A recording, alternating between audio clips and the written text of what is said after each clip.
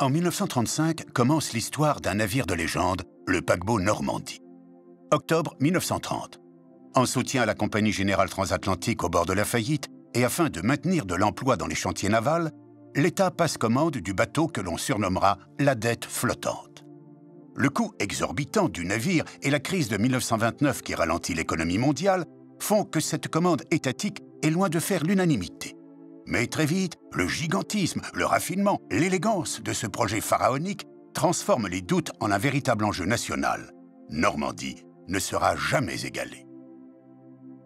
Avec sa coque de 313 mètres, il talonne la Tour Eiffel. Le fleuron des artistes français des années 30 travaille à la décoration du plus luxueux paquebot jamais construit.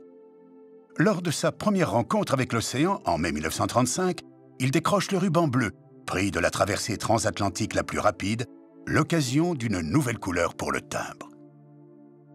En 1939, décision est prise de laisser Normandie en sécurité dans le port de New York.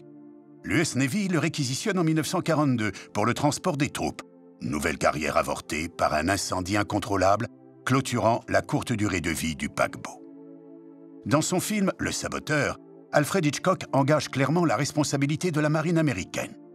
Son producteur, Universal, a dû se souvenir longtemps du savon passé par la Navy, indigné du sous-entendu. Le paquebot Normandie fut la vitrine technologique et artistique de la France des années 30. L'administration des postes relaie la fierté nationale sur ce timbre destiné à l'oblitération internationale, faisant rayonner sur les courriers parcourant le monde le savoir-faire français.